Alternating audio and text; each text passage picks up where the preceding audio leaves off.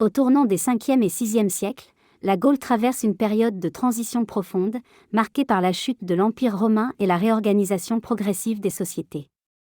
Dans ce contexte instable, la foi chrétienne continue de se diffuser, souvent portée par des hommes et des femmes simples mais profondément engagés. C'est dans cette époque de renouveau que naît Paterne, appelé à devenir un témoin discret mais puissant de l'Évangile. Dès son jeune âge, Paterne ressent un attrait pour la vie spirituelle. Il choisit de devenir moine, attiré par une existence faite de prière, de silence et de recherche de Dieu. Dans le cadre du monastère, il apprend la discipline intérieure, la patience et l'humilité, des vertus qui formeront la base de toute sa mission future.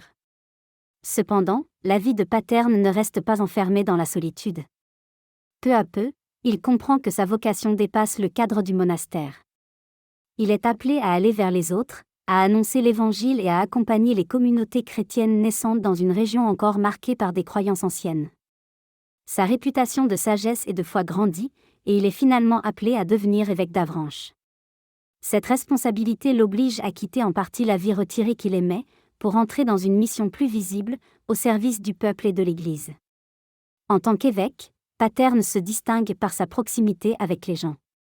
Il ne se contente pas d'enseigner, mais il accompagne, écoute et soutient. Il visite les communautés, encourage les fidèles et participe activement à la structuration de la vie chrétienne dans la région. Sa mission n'est pas sans difficulté. Il doit faire face à des résistances, à des incompréhensions et parfois à des conflits. Mais il reste fidèle à son appel, convaincu que la patience et la persévérance portent du fruit. Paterne incarne une forme d'évangélisation discrète mais efficace. Il ne cherche pas à imposer, mais à proposer. Il témoigne par sa vie autant que par ses paroles, montrant que la foi peut transformer les cœurs en profondeur. Avec le temps, son influence grandit. Les communautés chrétiennes se renforcent, et la foi s'enracine plus solidement dans la région.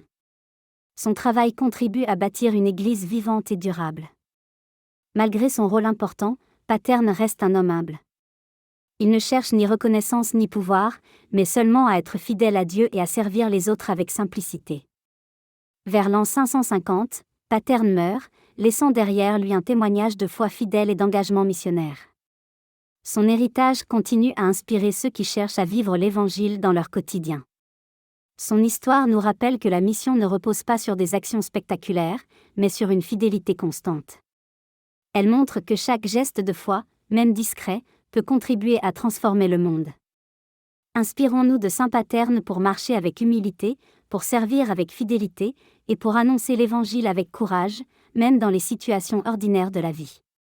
Saint Paterne nous enseigne que la vraie force ne se trouve pas dans le bruit ou la puissance, mais dans une fidélité humble et constante à Dieu.